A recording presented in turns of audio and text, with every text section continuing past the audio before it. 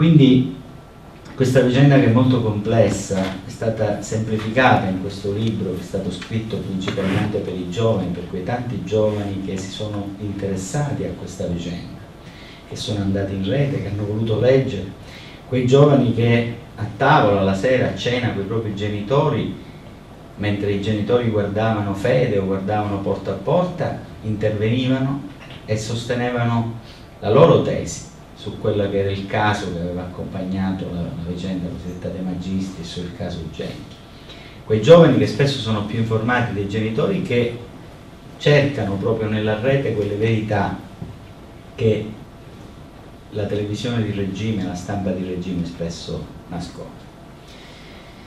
Gli argomenti di cui parlare sono tantissimi, credetemi. Io posso partire da argomenti di attualità, se volete, quali queste ultime catture di latitanti di mafia, con i quali il governo cerca di affermare questo principio secondo il quale non si è mai fatto tanto contro la mafia, per arrivare magari a argomenti più importanti come quelli che hanno accompagnato e portato alle stragi. Intanto diciamo che questi risultati sono il risultato di una tenacia degli apparati investigativi della Polizia di Stato e non del governo. Apparati investigativi della Polizia di Stato e dell'Arma dei Carabinieri che sono stati esautorati insieme alla magistratura di mezzi, di strumenti, di potere.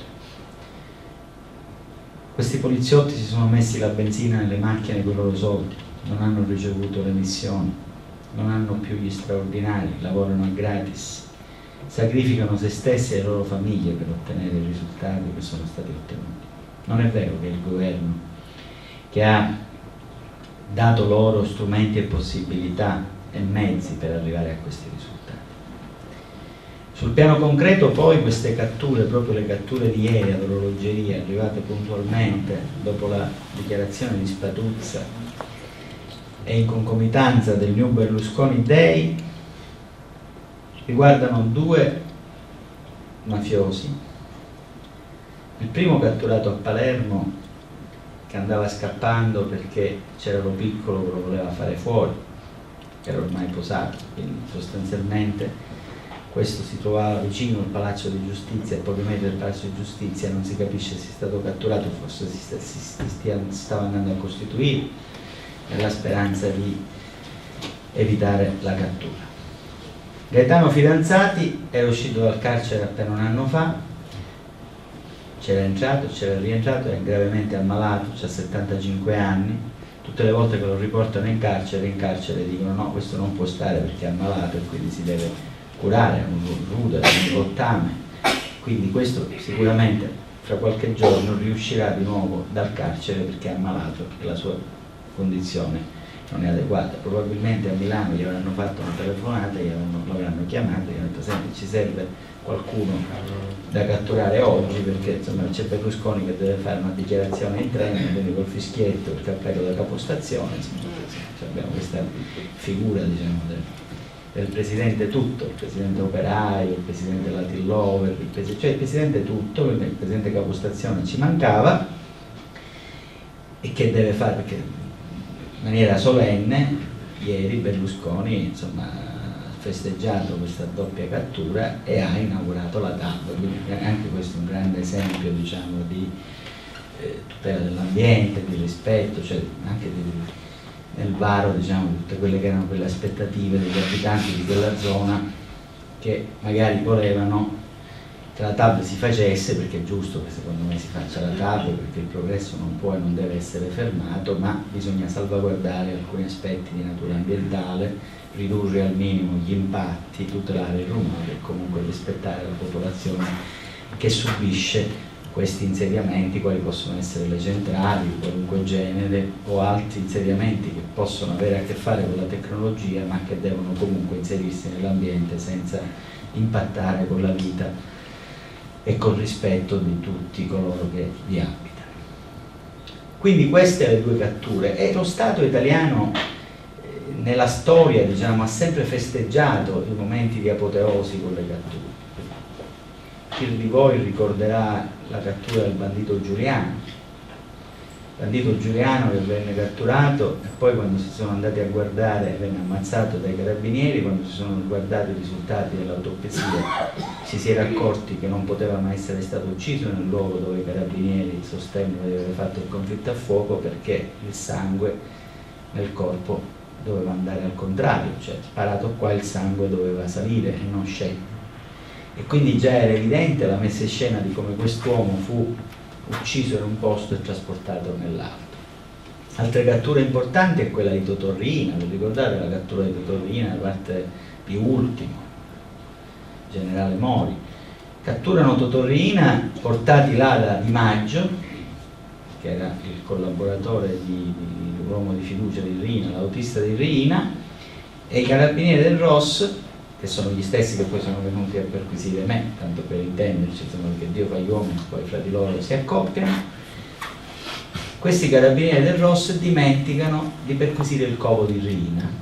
però in compenso poi la perquisizione l'hanno fatta a me, forse dimenticando che l'hanno fatta quella, andiamo a fare quell'altra, vediamo se là c'è qualcosa che non c'era da Riina. Questo tanto per darvi un'idea. Questo pentito Di Maggio, che poi viene portato al processo Andreotti, in cui si voleva fare il processo del secolo, perché era l'uomo che aveva testimoniato che Riina si era baciato con Andreotti. Quindi questa prova fasulla, farlocca, ha fatto cascare sostanzialmente il processo, e alla fine Andreotti, che era stato posato dalla politica, ha avuto l'occasione per restare altri 10 anni sul proscenio e diventare un personaggio mitologico, come sicuramente è diventato e diventerà, grazie a questa farloccata di questo bacio assurdo, di questo pentito altrettanto assurdo, che però era il pentito chiave di quei carabinieri che gli hanno fatto catturare Riina, quando Riina è stato sostanzialmente posato